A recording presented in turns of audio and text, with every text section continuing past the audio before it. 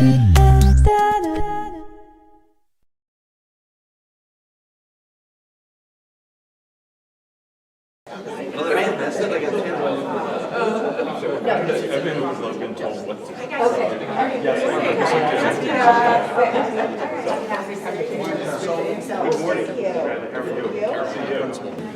thank you all for coming for the tour of schools. We've got a little bit of an abbreviated schedule this morning, which I think is fine. We'll spend some time here at Middlesex, and then we'll spend some time with KD and G and Jill possibly. We're not going to hit Royal, Hindley, and Holmes. Not much going on over there other than the incredible pictures that you're going to see. It'll be fun next year to tour over there and see the progress. We'll go down to Fitch, which I think folks haven't seen in a while, so that'll be exciting. We're expanding down at Fitch.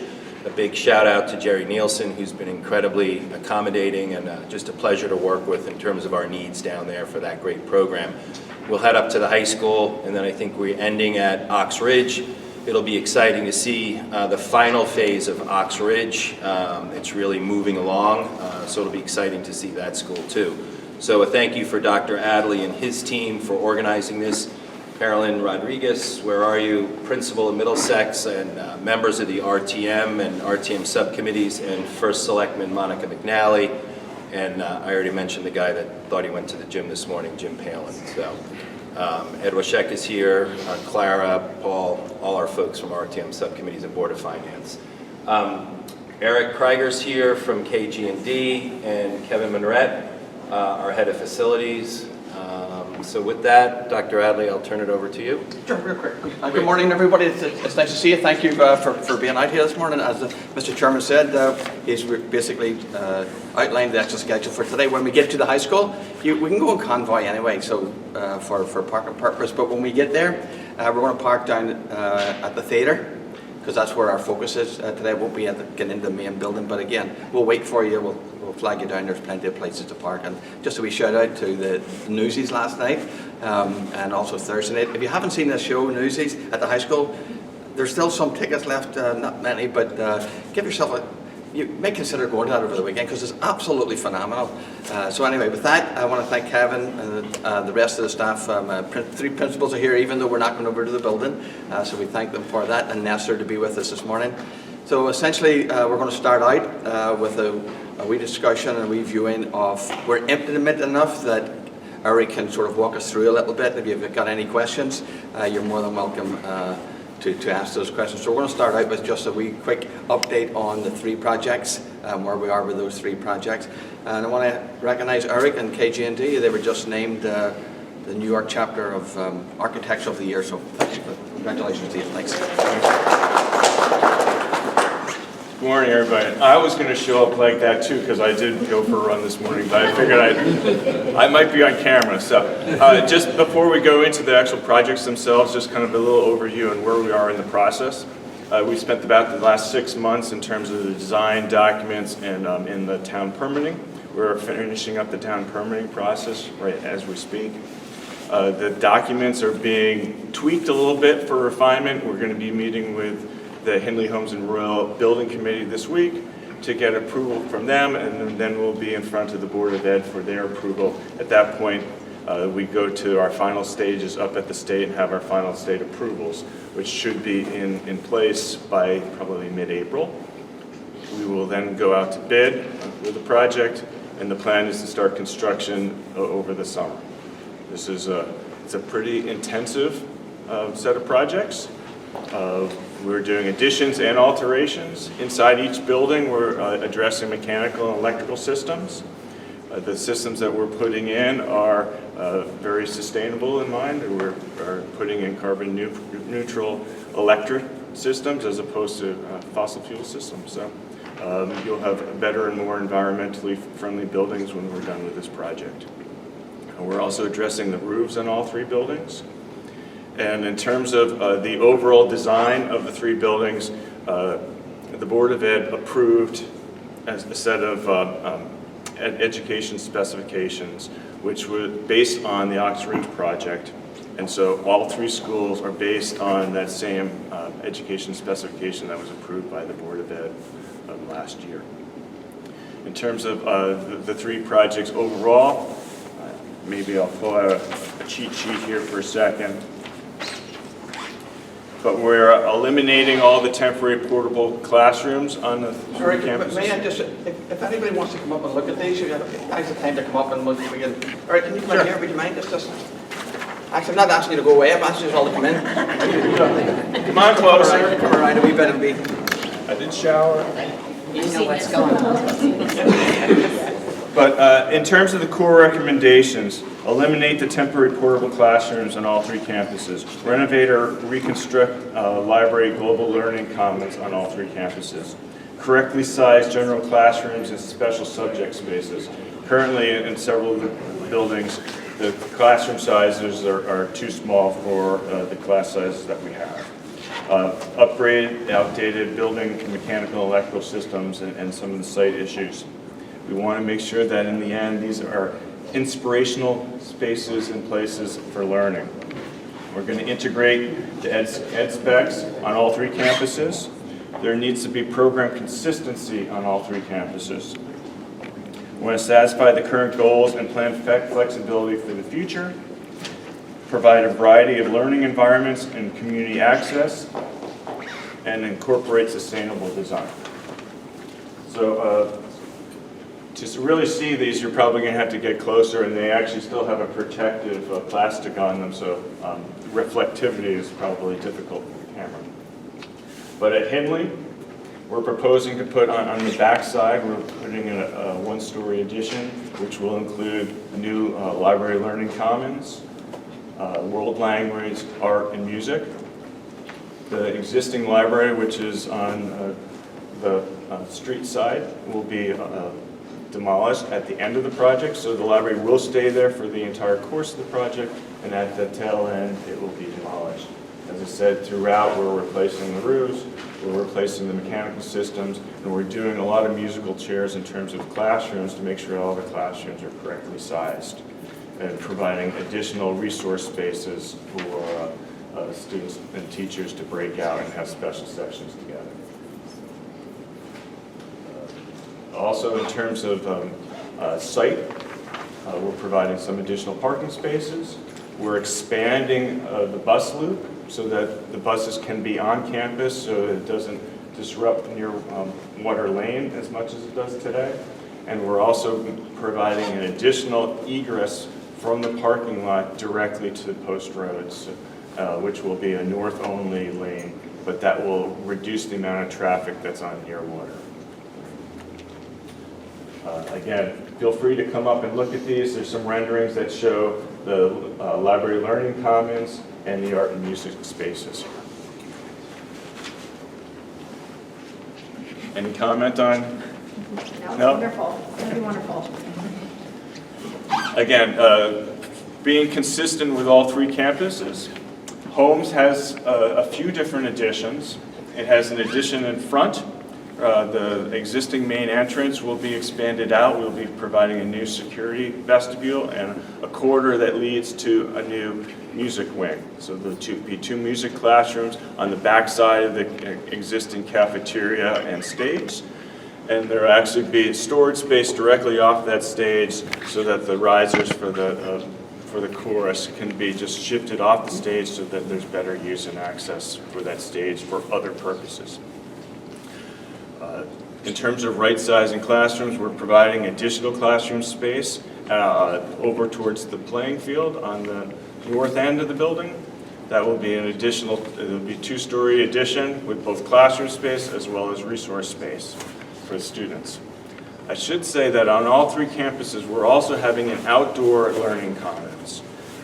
At Hindley, it's an enclosed courtyard. At Holmes and Royal, it's a U-shape or open courtyard so that it can be used during the day for class and learning sessions, during recess for informal gatherings and for enjoyment by everybody, and then even on weekends and early evenings in the summertime for just outdoor use as a nice, quiet place to be. Are there renderings for that yet? There are. You can see some bird's eye views here. I believe we can share some more as well. And on Holmes, what was the plan with that, a piece of property that was like maybe parking or that? Okay. The Curtis So- property. Yes. Yeah. So the Curtis property and town property, there's 3 parcels that are all being combined to be part of the school property. And most of that wooded land is remaining wooded. There was several discussions with the town and the neighbors. The project had been modified and the amount of work reduced on that parcel. We relocated where additional parking was originally planned to be there, back onto the main campus. There is an emergency access driveway that's on that portion, right at the edge of the building, to provide circulation around the entire building for access, for service, emergencies, and during construction, quite honestly, for construction vehicles, so that the kids, during the school year that construction's happening, there is a separation between the construction vehicles and students using the playgrounds. There's a lot of work on both Hindley's campus and Holmes campus in terms of stormwater management. In both campuses, there's discussions with both neighbors and community and obviously the town to come up with the best systems and design possible so that we can address issues that arose over the course of the design process. All 3 schools have updated library learning commons as mentioned. At Holmes, there's a bump out on the back side of Holmes. There's it's mostly asphalt today. If you go back there, what we're doing here is actually creating in that inner portion of that asphalt section. That's where that outdoor learning commons is. There's going to be landscaping in there. There's some trees. Trying to create some shade, soften that. If you go out there over the course of summer when there's camps today, they put tents up because there's no place to get out of the sun. So that will be a much more inviting place. And we're opening up the library for a better view of the outdoor space. There's 2 modulars there today that will be removed at the beginning of the process. And on all 3 campuses, as mentioned earlier, the modulars will disappear completely. So those temporary classrooms from 25 years ago are now, in a couple of years, will no longer be on campus.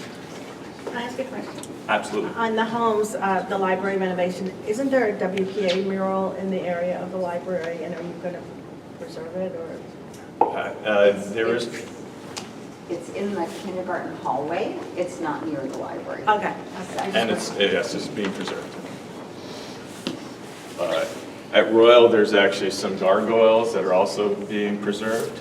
Some of them can stay in place, and others have to be relocated because of the construction that's being planned.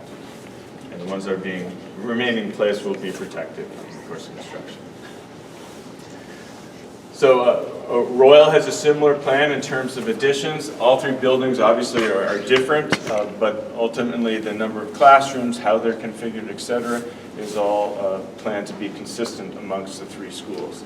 At Royal, there's 3 additions as well. There's a small bump out for the library. The existing library, which is on the back side there, will be demolished. It's demolished at the beginning of the project.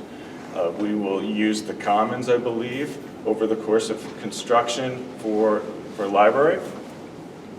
And then there will be a new courtyard that's created. And again, you can get up closer to look at this, but it's an open courtyard there, which will have that learning commons, the library looking onto it, and a new wing added on the northeast side of the building, which will be for 1st grade on the 1st floor and 2nd grade on the 2nd floor, as well as resource spaces.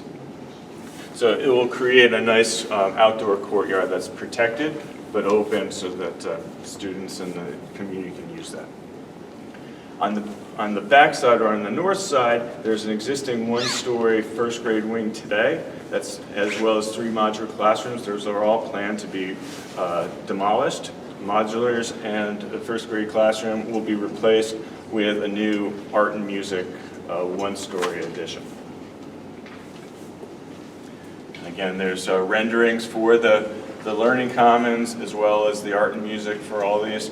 The art and music are relatively similar on all three, so the renderings are aligning there. If there's any other renderings or images that you're interested in seeing, we probably have more views of these and happy to share them to the community, with the community at any time. Can we see any of the designs online for the public at large? Any of this or any of the pictures? I believe it's Yeah, it's we, on the yeah, we website. have a link, and we can send that link. We have sent it out to community in general, but we can send it out to also committee members and so on, and it's regularly updated, so we can do that. Thank you. Okay? Any other questions?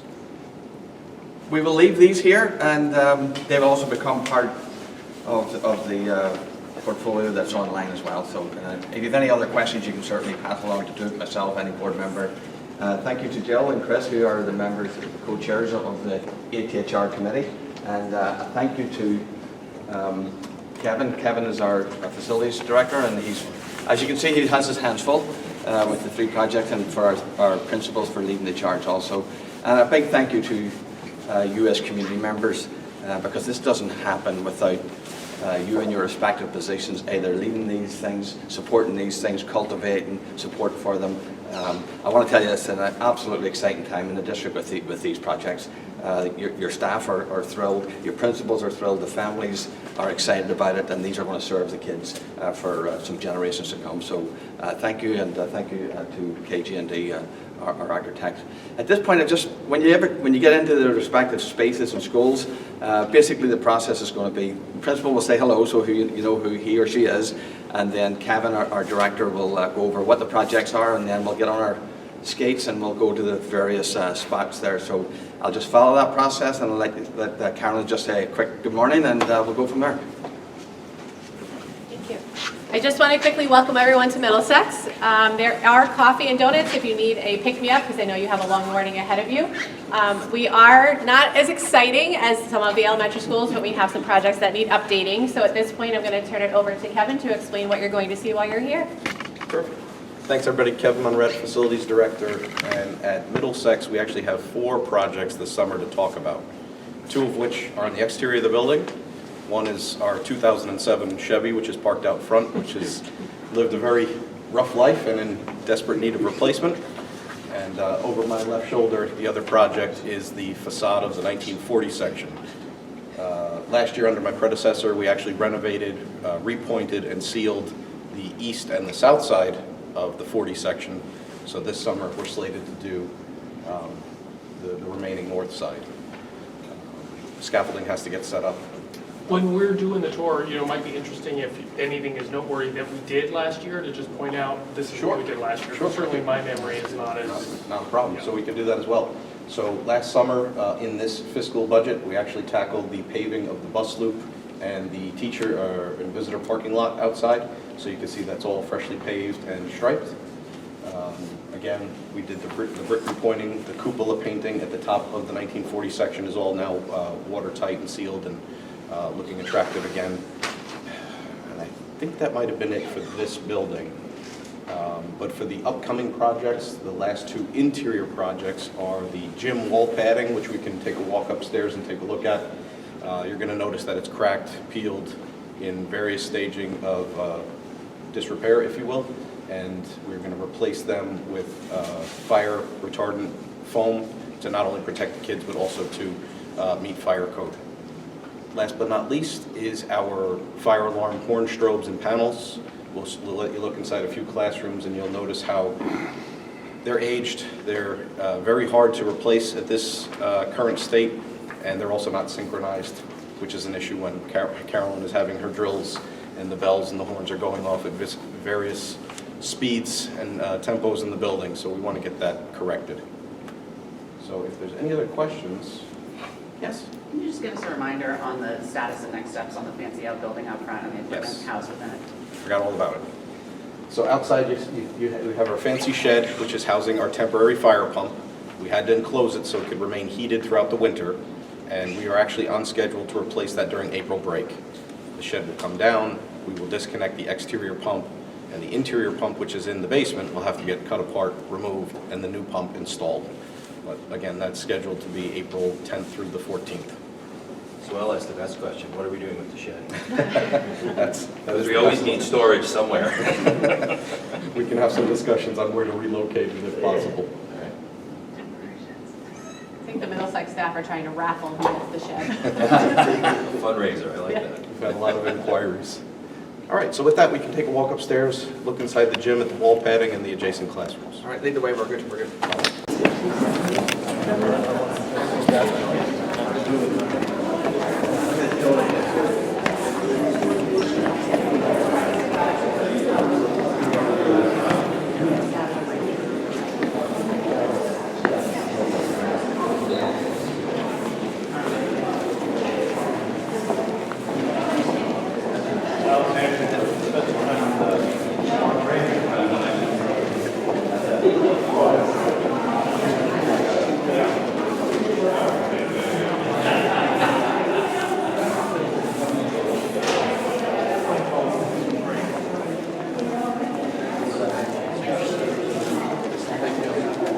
It's actually in a little bit worse condition.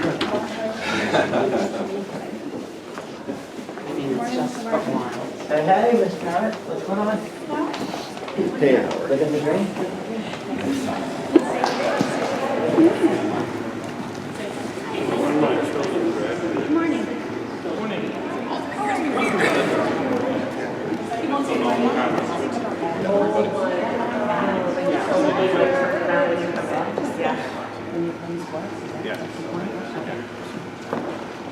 So you can see the wall padding is a bit deteriorated, cracked, frayed, etc. So we're here to replace those pads in kind and also get the color patterns to match instead of trying to do it a la carte, not having it look proper. South gym is just down the hallway a bit, and you'll notice that those are a little bit more deteriorated just for the fact that this is the one that gets the most attention and use. So over the years, we've tried to shuffle some of the panels around, so you'll actually see more of an example. Is this recyclable? What do you do with it? That's a good question. I don't know. I'll have to find out. It's a lot of material. Yeah, look for someone's basement.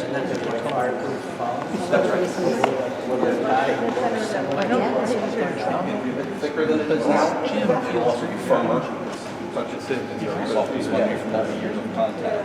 But the material is actually fire rated.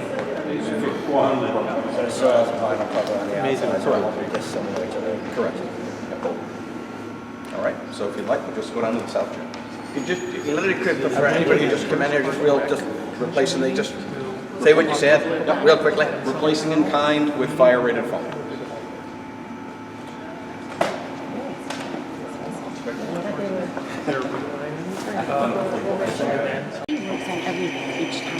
All right, so, sorry, didn't mean to interrupt. Small gym, more of the same, and if you could just look over to my left, your right, you'll see some of the padding that the foam has, deteriorated, settled over time, and is no longer safe for students. So if you want to just take a look inside the classrooms, up and in the corner, you will see the fire alarm horn and visual strobes. They're yellowed from age and in need of replacement. The parts are right up here. I'm going to talk about these. So the alarms are getting harder and harder to replace, and they do need to be upgraded. Is he telling the same thing? Sorry. Yes. Yes. We let everybody go into the room so they can get a visual without being on top of one So another. hard to replace because they're outdated or the Outdated, parts don't exactly okay. right. And the panels don't accept updates anymore. Got it. So we have programming problems there too. Hold on. All right. And with that, that concludes the middle school portion. So I guess we would just get our skates on and head over to the high school. By the way, you notice the telling to her right down, but with that down, then you can say good morning, and then we'll go through the projects. Good morning, everyone. Thank you for being here. We're going to be looking at the auditorium primarily, and Colleen is here to present you with the board project approved, that's there. yeah, the board approved upgrades. I'll kind of just give you a sense of what we're planning. Two facility projects that we have on the agenda. They're really not much that you can see. One of them is a VAV valve accessibility project. So we have various mechanical components that are buried throughout the high school that anytime we have an issue or repair that is needed, we have to break out a Sawzall in the middle of math class and start cutting ceilings open, which is extremely disruptive to Ellen and her teachers, and we're trying to get away from that. So that's project number one. Project number two is adding additional security cameras throughout the building. We have a project this year to not only reuse some of the old Ox Ridge cameras, repurpose them within this building, but also to add additional to increase coverage. So for security reasons, we have a couple blind spots that we're trying to eliminate. And then similar to Middlesex, some of the projects that we have either recently completed or about to complete at the high school, the track being number one, and the oil tank replacement project being number two. Those are all in the middle of either being bid or about to break ground, if you will. So with that, I'll turn it over to Colleen. Sure, so you'll see in the auditorium, we're set up for Newsies right now, so the whole set is everything, everything's kind of together, and what I think we'll do is let's just go kind of stand in the back, and you know, you can then see the control room and the front of the stage, and then I'll just kind of explain the project from there. And again, there's not much you can see, a lot of it's behind the scenes, but I'll do my best to give you some color of what the project will entail.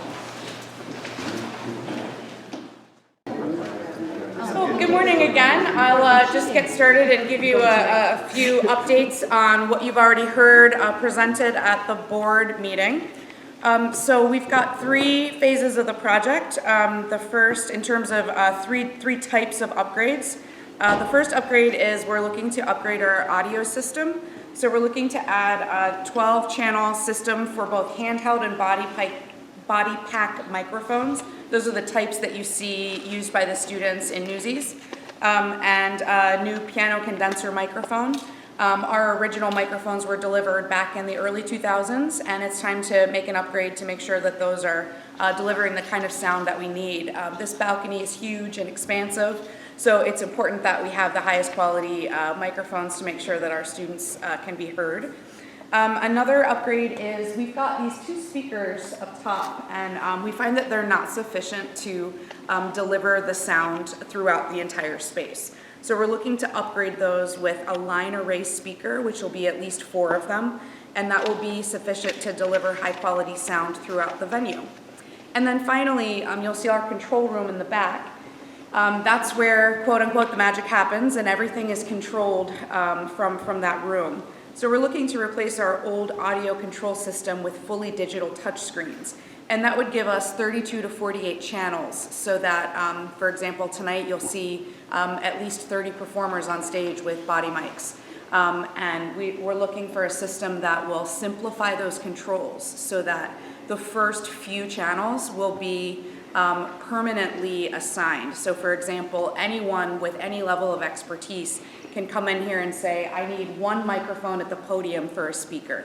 And they can press a button and there's a speaker microphone available.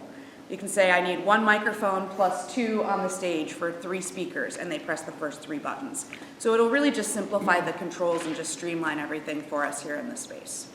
So that's the audio upgrade. The video upgrade, you may have tuned in to see some of our shows or concerts being streamed. We rely on DAF Media to do a lot of that for us. DAF Media is, their streaming is designed for sporting events, and so the sound that they're able to capture is not the type of sound that is sufficient for music performances. They're also not available always, and we think it's really important that we have the ability to record and stream any event in this auditorium with high quality sound and audio. So we're looking to replace our existing video system with high definition cameras, switchers and recorders and streamers. Again, those original cameras were delivered in the early 2000s, so it's time for an upgrade. And we're looking to, we have a device called a Decatree, which allows us to record high quality sound. And when we set that up, we set it up from a pole in the center of the stage, and so it really blocks the sight lines. We're looking to mount that permanently above the front of the curtain so that when we are recording, that we have that high quality sound available for any type of show. And then our final upgrade is our communications and intercom. So we have an intercom system that allows our technical operators in the control room, the stage, and the catwalks to communicate. This system is original to the building and is partially inoperable. So our existing wired intercom system includes 8 wired communication systems, only 4 of which are operational right now. So we're looking to retrofit the existing system with wireless functionality and replace the base systems. So that will really allow us to do the technical things in the theater that we need to do to run any kind of show or concert. So that should give you a little bit of an overview. Again, I don't have too much I can show you, but you can see the beautiful set up for Newsies, and we've got all of our musicians ready to go in the pit.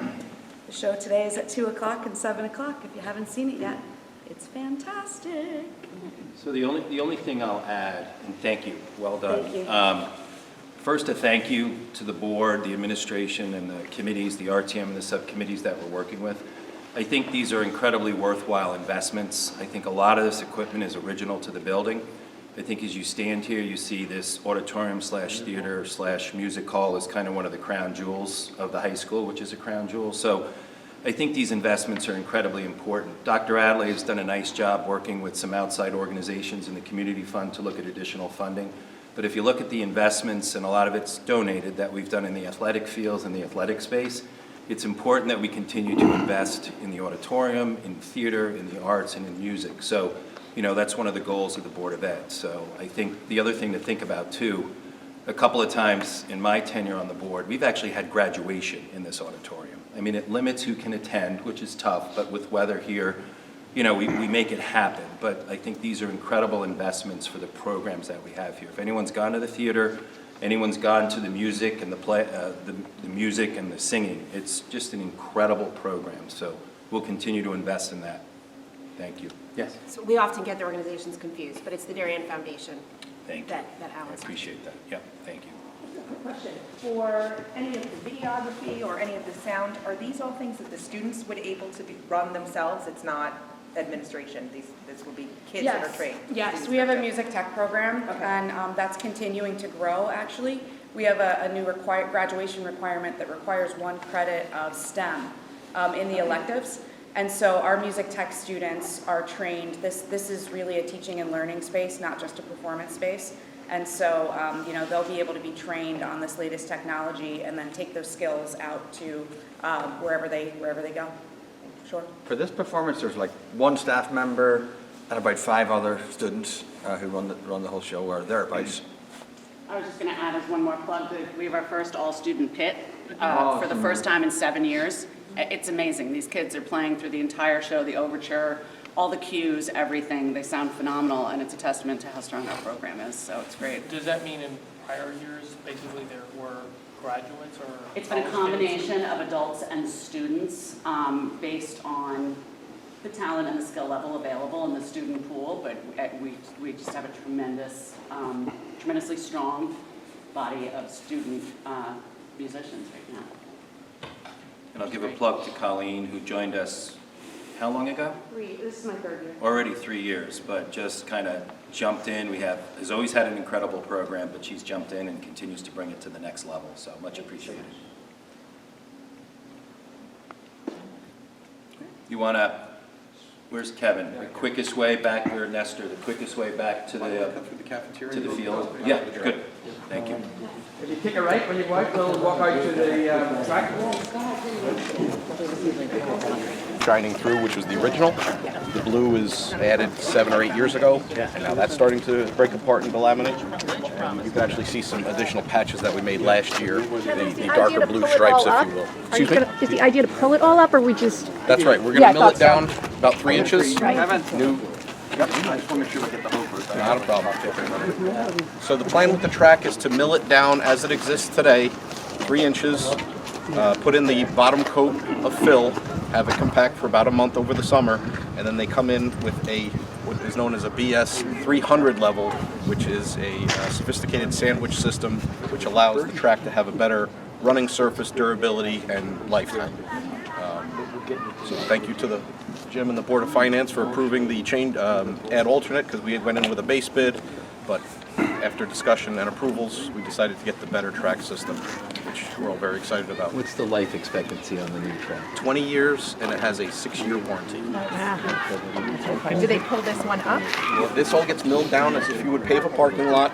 A base coat goes down, the top layer of asphalt goes down, and then as they're doing that process, the actual track surface gets embedded in the asphalt. And it's going to be ready for the school year? It will be ready before football. Is there a warranty on any of this? No. So you can actually see two track surfaces. The red is starting to shine through the blue. The red was original to the school. The blue was added about 8 years ago. That's starting to wear through. And between cracking and spalling of the concrete, we're going to do some curb work as well. You are going to do some curb work. Yes, you can see the concrete that goes towards the inner lane. That's starting to fall apart. Is it basically going to look, other than like new, but is it basically going to look the same where things are? Yep. So it'll be blue again, white striping, and different exchange zone colors for relay races, which I believe will be yellow. The sandwich system lets it handle the weather better, right? Correct. Like freezing and thawing in terms of giving it some space to move. Exactly right. So the finished product goes deeper into the asphalt, which gives it longer shelf life. It's impermeable, the water can't get into it, and it's also better for the athletes as far as a cushioning factor is concerned as they're running.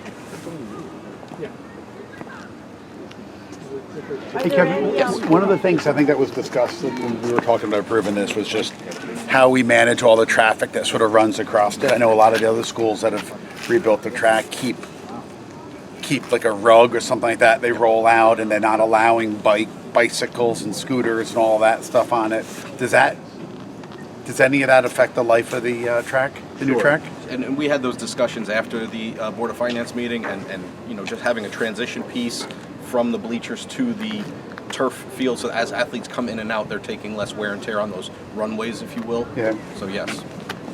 People often ask about health concerns, with this kind of stuff. Do you have an answer for them? I mean, is this all, the new track, I mean, is it made of the right kind of rubber, and whatever it's made of, is there any concern about athletes breathing in whatever it is that No, it's made of? it's used statewide. It's it's a very commonly applied material. Okay. So I have not heard any health concerns. But there will be some odor or off gassing just with any paving project, which is why we need to do it in the summertime. Right. And the contract, like they're ready. The RTM, I think, didn't get to it yet, but they're set for the end of. So they took the meeting motions, and they took that and have earmarked us to start right after graduation, which is going to be set soon by the board. So they're ready to break ground June 16th, 17th in that ballpark. So kind of 99% probability that they're ready to start? No, 100% probability they're ready to start. There is weather that we have to consider, because the base level has to cure for about 3 weeks straight before they can put the top layer in. So weather's always an issue with rain and whatnot in the summer, but they know they have to be ready before football practice begins in August. Any other questions? All right. It's great to hear the kids, the sound of the kids. Okay, with that, I think we're going to scoot down Leroy and take a right and meet you at the back of Nailson's. For those of you who continue to join us, thank you. So good morning and welcome to Fitch Academy.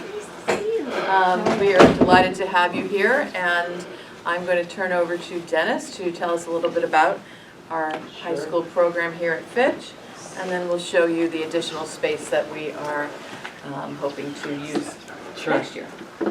So for those of you who don't know me, I'm Dennis Cabrera. I'm the lead teacher here. I'm a history teacher, and I help coordinate with the high school students who make the choice to come over, and with the teachers who are both here and at DHS. So this is our main space that you see here. This is our main classroom. We have two other spaces, a small classroom right there, and then a kind of middle-sized classroom over here. The issue that we're having is that sometimes we're able to run 4 classes at a time, but only have 3 classroom spaces. So right now we have one classroom that we use as the kitchen, and so it can be a little bit distracting to have a class out here and a class in there going at the same time. So we've asked for a little extra space that's right adjacent to this on the other side of this wall. Our landlord, Mr. Nielsen, has been wonderful to us and is able to give up some of his office space next door to use as classroom space, and also as a space for our school psychologists to meet individually with students, so as not to displace the teachers who might be in the office prepping for class. So those are the needs that we have, and you'll get to see the space that we're asking for as well. And so how many teachers are generally working out of here at a time? So we have a total of 9 teachers. They're not, I'm full-time, we have a full-time school psychologist, a full-time special education teacher. Everyone else is kind of rotating between here and the high school. How many kids currently? Currently, we're at 15. We go up to as many as 24. I was just telling Mrs. Dunn that we have a couple of students who are also interested in beginning 4th quarter. So each year, we've reached our maximum number of students. So it sounds like it's partly the student's choice and partly, you know, the teachers and other folks that would sort of guide a student that maybe they could benefit. Correct. Yeah. And so And it's always the student's choice to come. Yeah, And the family's choice. And also the teacher's choice to be here and work here. You know, it's important that, for the nature of this program, that everyone who's here wants to be here, and that way we know they benefit from it and they love teaching here as well. So could you just talk, sorry, go ahead. What is the average number of students you have, would you say, over the course of a year, Uh, or semester? I couldn't honestly answer the question accurately. I Yeah. don't have a, Yeah, just a guess. yeah, I would guess probably around what we have now, around 16 or so. So do the students commit for, say, a semester, I mean, We you don't have a generally- revolving door type thing? do you? No, we generally try to ask for at least a semester of being here Okay. to help the student. We do have a few students now who are starting to feel like I'm ready to return, and we are able, because of the schedule that we have, to do kind of a hybrid model where they're here every other day and at the high school every other day, as a kind of a stepping stone to see if they're really ready to go back to the high school or whether they maybe need more time in a smaller setting. When you say the schedule, can you explain the block scheduling for people who might not understand? Sure. So classes are 80-something minutes, and we have 4 periods in the day. So if you have, say, period 1, 2, 3, 4 on a particular day, then the next day it would be 5, 6, 7, 8. So we can structure a schedule so that students are here 1, 2, 3, 4, and at the high school for 5, 6, 7, 8. So as the days rotate, the student goes between the schools, only being in one place on a particular day. Yeah. Great. So for a student that decides maybe they want to come here, can you just talk a little bit about like what that process is Sure. like from the time they say, hey, maybe I kind of need something else? Yeah, so it's often that they are talking to their school counselor, and the school counselor proposes, would you be interested in maybe trying out this different setting? We have the student do an application, very simple, it's their name, and I ask, why would you like to come? And then it begins a conversation between us here, teachers here, and the high school, talking to all of the adults that this student has, what are some of the obstacles that the student is facing, and making a determination with both the student and their family and the adults involved as to whether this would be a good fit. If we think it is, then the student has 2 shadow days where I give them a schedule, these are your classes, they try it out, and then they make a kind of an informed decision with their parents about, I think this could benefit me, or I think I'm better off at the high school, I think that works better. Once they've committed and they think it's for them, we ask for at least a semester, and then we kind of reevaluate as we go with families, to see if we're serving the students' needs, if things are improving for the student. And then so for the classes that they're taking here, is that just sort of the classes they may have had before, and that works just sort of handed off to different teachers who are here, or some teachers actually come over and teach that class, or how does that work? So it's not a different school, so we are offering the same curriculum. If you were in Algebra 1, then you'd be in Algebra 1. So the difference is the setting.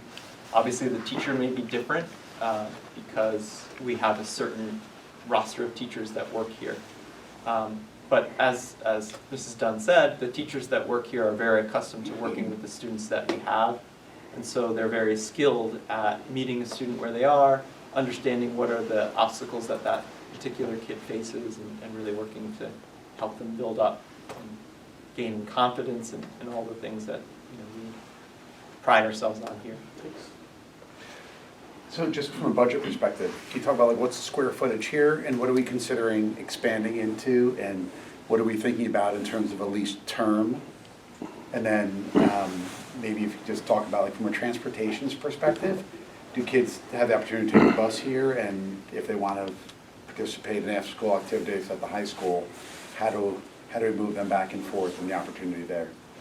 I'm probably not the best person to talk about square footage, but I can talk about transportation. I help coordinate the transportation. We do have a bus that comes. It's one of the Suburbans that the district has in the morning. In the afternoon, we have another bus that's provided by a First Student. It allows students to go back to the high school to participate in extracurriculars, so they have that option. And students who would get a bus normally would be, taken to their normal place where they would have transportation if they were at the high school, so they have So it's just Square over. footage, I don't remember the It's just exact over numbers, but maybe 700 you square foot. They're going to do the work. Actually, when you go in here, I'll just use this as a wee opportunity because there's too many people to fit in a one-way system or one-way out. There are two small rooms. One is a classroom. I'll let Dennis speak to the need for the other room, which is school psychologists or other support services, but you can speak to that.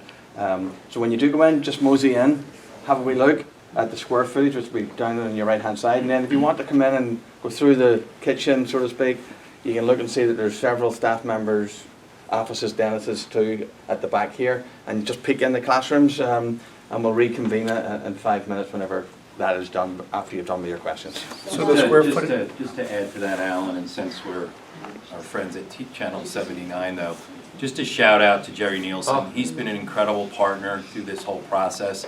A little history as this started, I've been on the board since this started. We did start out at the library, and the library was incredibly generous, and we worked with the library on space for I think close to the first 2 years, and it worked over there to start the program. So the program's been incredibly successful.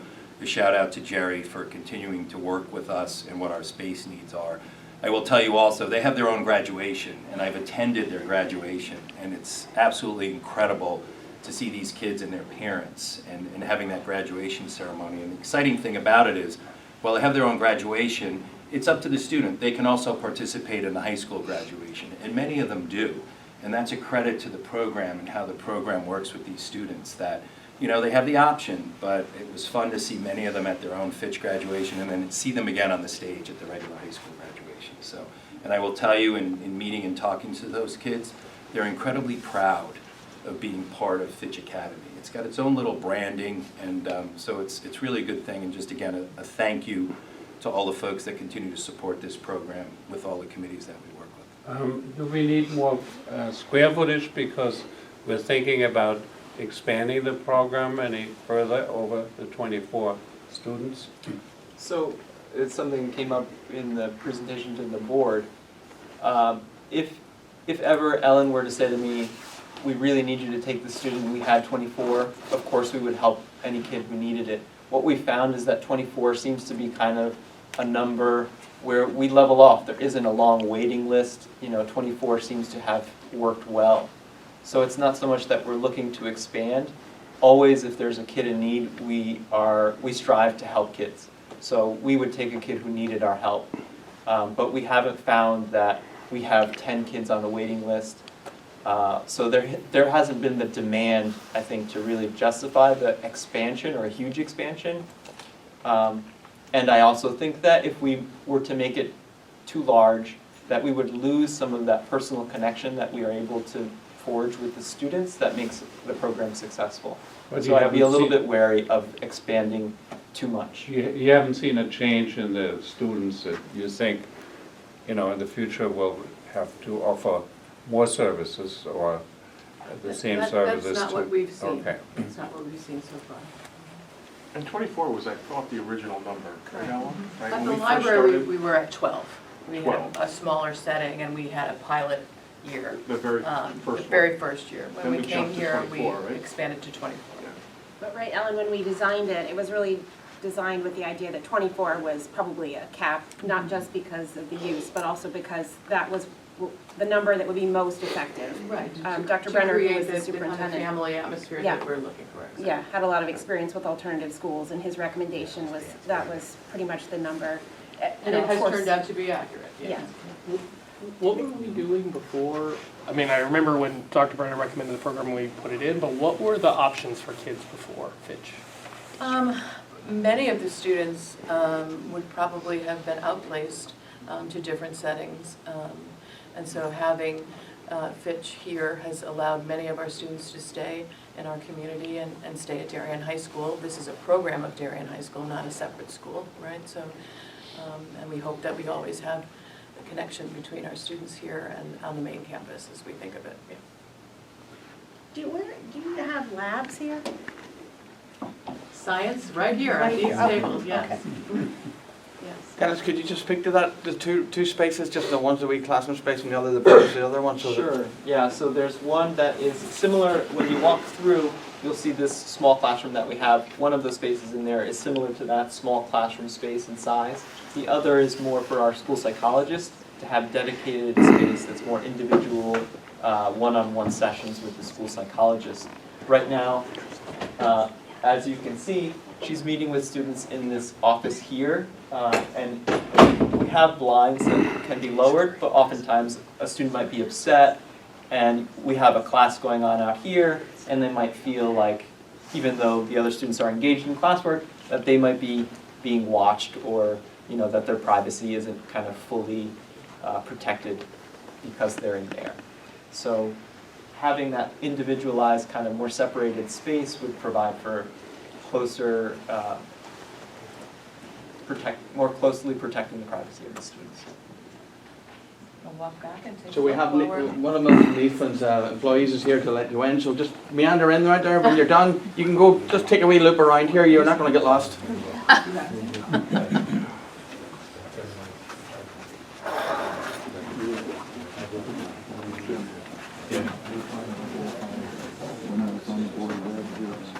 January was on the board of it when I was there. She just appeared. Yeah.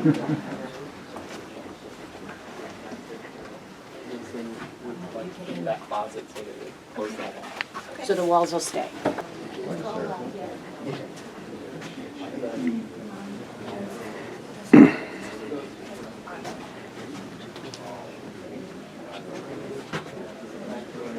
She wanted to see the new space. She's looking at Camille. Not necessarily apply, but yes. They work with the Department of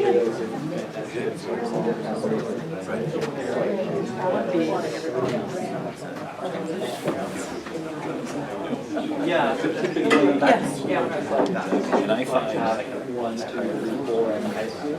We try to schedule it so that our teachers have their classes there. We have another teacher to avoid running back. But sometimes they have to get a chance to see them. I could think of a month of old kids.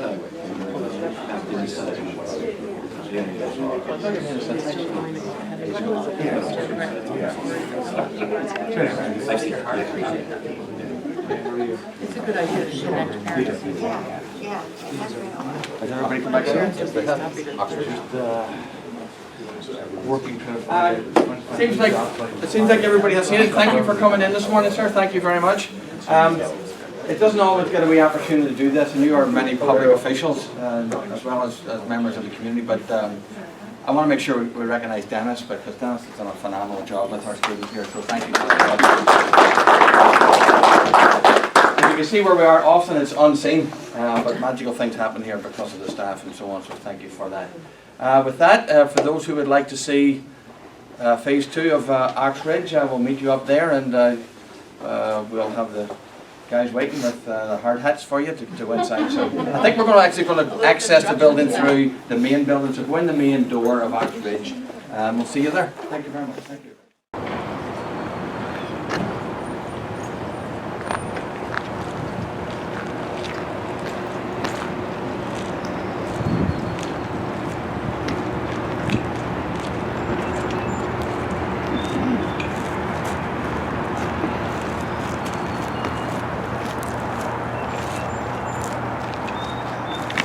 Bridge.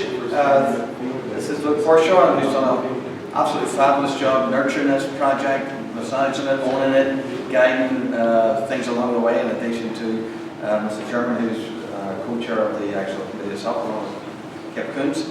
Scott Marlowe has kindly been here today from a construction company OG to help facilitate a wee discussion. So we're going to literally bang through that wall and go into phase 2, which are the bigger spaces, the gyms, the cafeteria, the music spaces.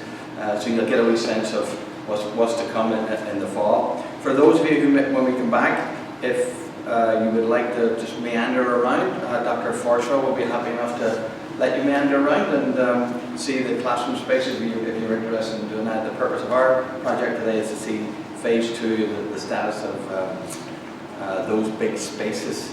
With that, do you want to say good morning? Or Sure. No, I appreciate it. Thank you. Good morning. We're really excited. This is phase 2. So I'm happy to show you phase 1 if you want to hang back afterwards. But we're excited today because this is the first opportunity we're going to take you through the building itself.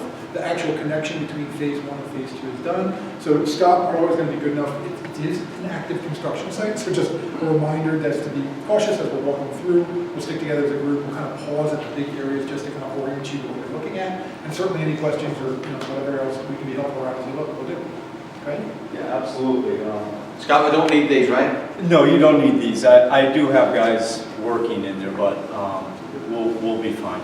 So I am Scott Marlowe. I'm the superintendent for the general contractor here and have been involved since it started, basically. So as you can see, what we're going to do is you're looking at this. This is the temporary wall that's separating the two, but this wall will come down all the way to that corner, and this will be all a glass curtain wall that you'll see there right now. So when you walk in, you'll see the media center, the music rooms, everything you'll see right from up here. So as soon as you walk in, that will be the natural light coming through there, and you'll see that whole space coming down. So this was put up just strictly for the in-between phasing. So if you would like, we can take a walk this way.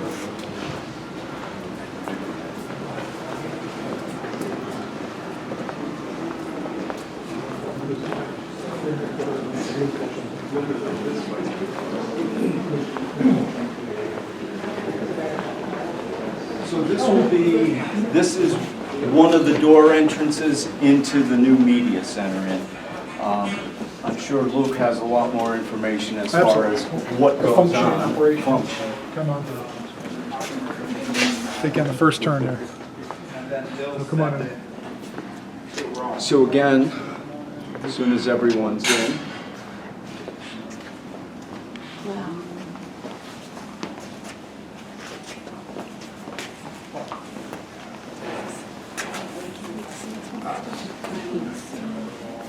So again, basically what we're doing is that wall comes down, which we're looking at from the other side. This will all be glass over here. This is part of the media center, one of the tiers of the media center.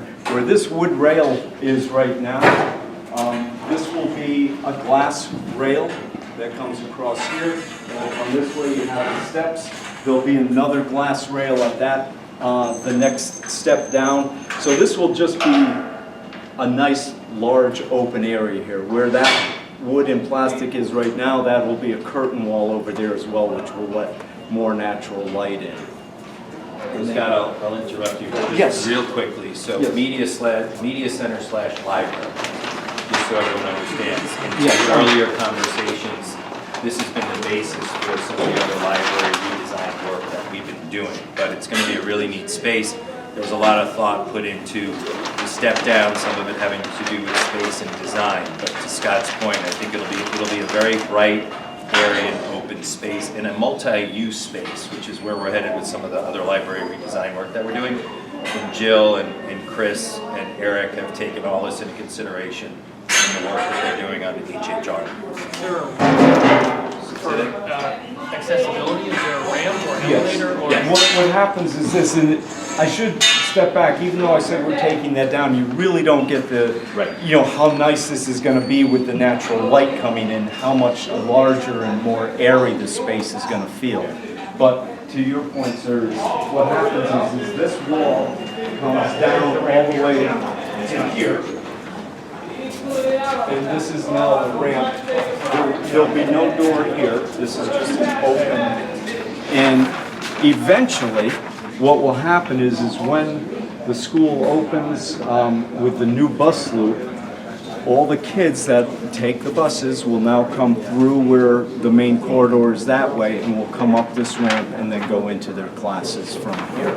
So that's my understanding, correct, Luke? You got it. So as we're coming down here,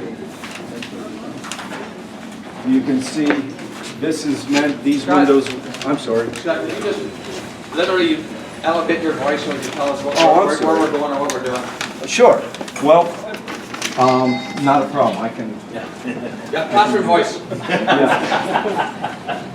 So again, what we talked about this area being the media, and it's going to be a combination of a few areas.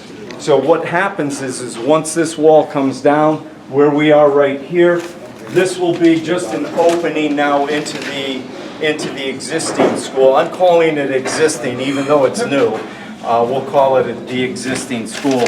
So what ultimately happens is that when the children come on the buses come September and they get dropped off by the new cafeteria, they'll come in from the bus loop, they'll come walk down, and they'll all come up this corridor into the school, and then they'll go to whatever classes they go to from there. So if we can take a walk down here,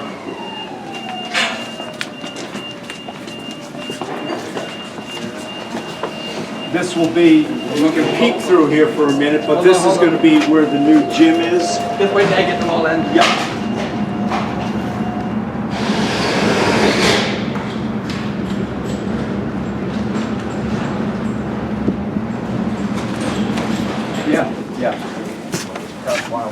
So one of the great things here is going to be is when there is activities going on, you know, even if it's on a weekend and it's not school necessarily related, if there's some sort of basketball game and parents are showing up and want to see what's going on inside, that's one of the reasons for these little openings through here, as well as a great move the committee made was to decide to put those windows in on the other side because it's going to let a lot more natural light. So again, when you're walking down this corridor, it's again a little deceptive because of the plastic on the outside, but once those are open, this is going to be a lot of natural light coming into this corridor as well. It's just going to be a way more inviting, you know, for the kids as they're walking through here. It's going to be nothing but light in here. The committee spent a lot of time on this section because you don't realize the slope of this land here. Right. And we went to a full-size gymnasium that will also have a stage.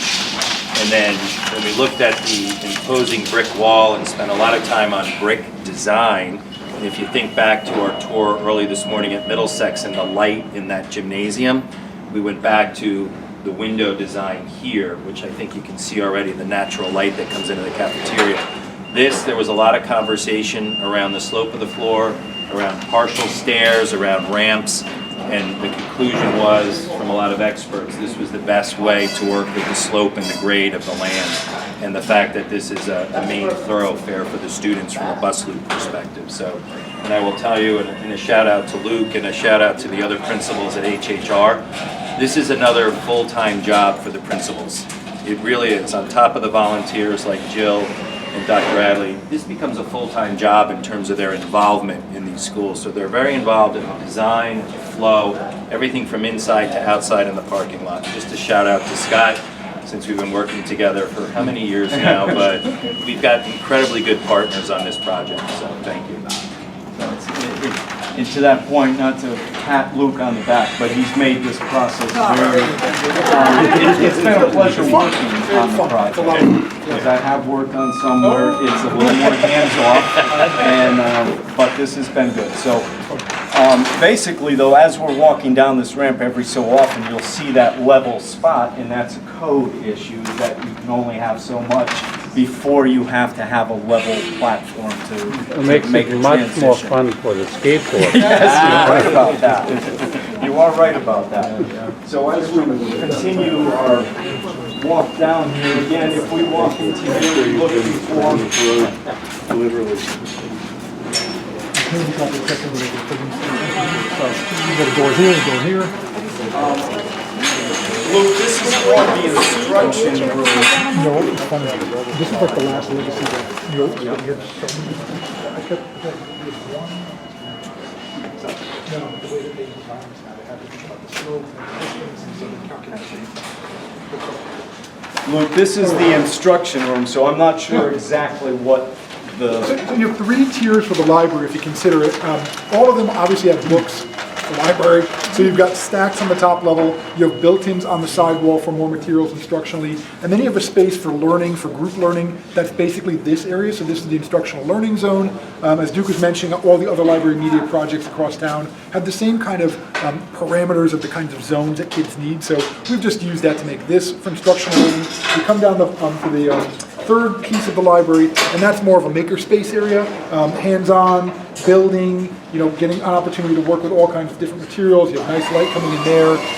And so the library is designed to be hyper-flexible. All the furnishing that will be in here ultimately will be on casters, so you can move things in and out, bring an author visit in, have different kinds of speakers come and work with kids, so just a really dynamic space.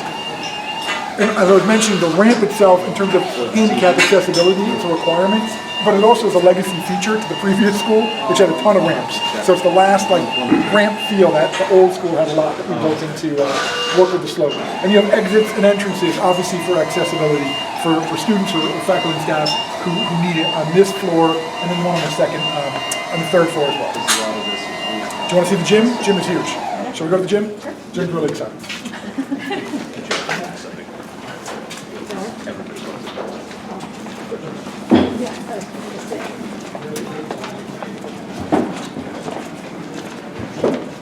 Be careful of the cords, please.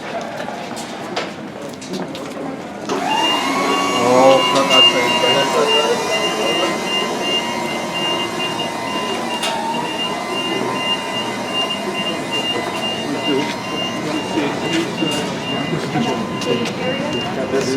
Cafeteria's towards the back. It will have the curtains, the stage curtains. It'll be really great. It is going to be very nice, yeah. Seating, you said? There is no seating. There is no seating, okay. There is no seating. So they would just bring in chairs or something? Yes, that would be a function of just how the school wants to use it, yes. But basically, this is the gymnasium. As you can see, these funny-looking blocks are supposed to be acoustic blocks, so that's why they're there. What's the purpose of I don't know, whatever that is, what's the purpose there?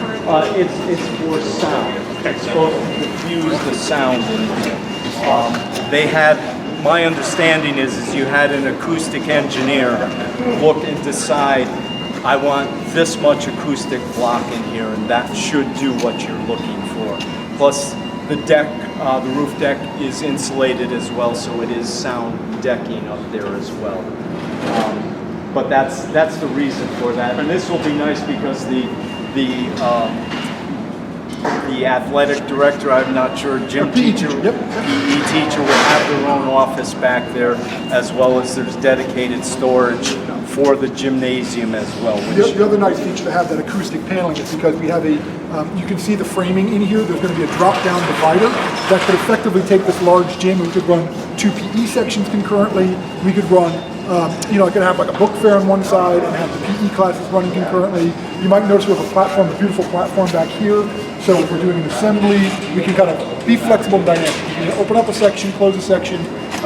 So the acoustic is also supporting that as well. Luke, we also built space for storage of seating. What's the seating capacity? 3? In here? Yeah. Oh, I don't know.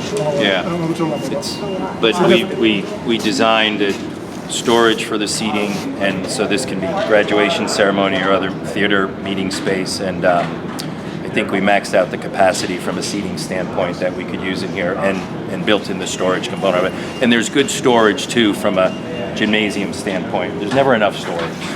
And then are there like risers, like for the that'll be like on the side, No, or there are no risers. It's not that, but you will have noticed as we step down a little bit, that's specifically because you are putting a wood floor in this gymnasium.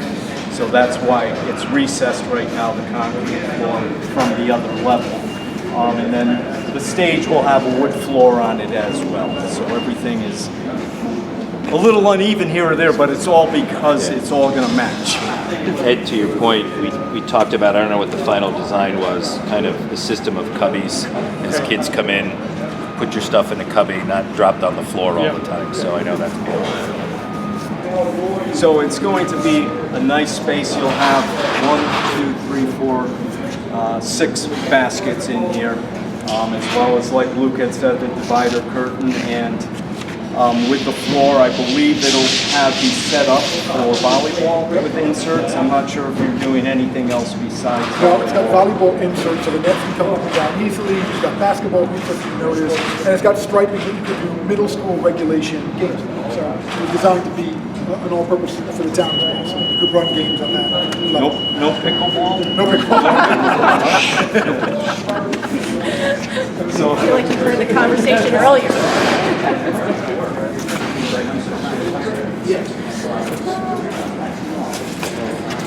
Right, music and cafeteria this way. But it is in middle school, right? All right, cafeteria, music. So basically, we have, that's the end here. This will be, there's platform storage. This is the last, that's platform storage. This over here will be the instrumental music classroom will be right here. Then as we go down, there's instrument storage, and then the music classroom is a little further down from here. But basically, as we walk down here, this will be access up to the stage. From this way, this will be a display case, display case. And as I had said before, when the kids get dropped off, they'll come through there. Where that plywood is now will be the main entrance for the school for the bus drop-off. They'll come in here and go up that way. And then we had talked about the storage for the chairs. So over in this area, this will be dedicated storage for the chairs for the gymnasium will be over here. Then there's a data room. Then there's the custodian's closet a little further down. Again, display case over here. So then as we walk down, this is going to be actually, the music room will be right here. So music room is here. Again, just a nice space. Have a lot of light once we, that'll be a curtain wall system there. And then we have music storage, which is right in this room here. So a lot of the instruments or whatever the teachers are using for this can be stored in there. There's 2 game bathrooms over there, girls and boys bathrooms over there. And then again, this is now going to be the new cafeteria. And this will have, ultimately it's going to have the acoustic ceiling, but it'll be this sort of serpentine acoustic ceiling, so it'll be this undulating type system, and it'll be open in between. And again, part of that is for the acoustics to break up the noise that will be. So what we have here, so we're leaving that will be all curtain wall over there. Another entrance over there for the kids to come out. Because one of the things out here that's not unique, but will be nice, is that outside you have a large concrete patio area. So I think one of Luke's intentions is on that patio area to be able to have kids actually have lunch outside on that patio. From a lunch standpoint too, it's important, those of us that have gone through the school system, kids, it's like the span of lunch hours. So this will enable Luke to have 3 lunch sessions instead of 6. So that'll be huge in terms of the timing and when kids start and when kids finish. So again, it'll be a nice space, and the survey will have 2 lines to accommodate kind of speed. So cafeteria space, and then over here.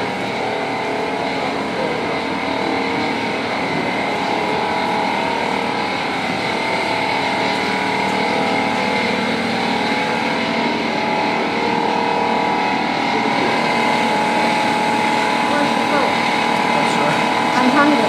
Yeah, I know, me too. So, new kitchen space is here. This will be a roll-up door over this whole thing. What happens here is the children will come in through that door, from that side, and from that side. There'll be two ways for them. The whole line here, they come here, there's a register here. They go out that way to their tables.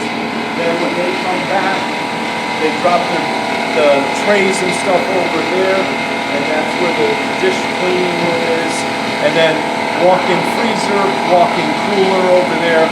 So that's sort of where we are, and I get caught up in the technical stuff here sometimes, but this floor is recessed, and the understanding that I have is because it's ergonomically better for the people who work in the cafeteria because of the age of the children. They're no longer having to reach over like that to put the tray down. It's a simple move. So, and that is why it's recessed like this.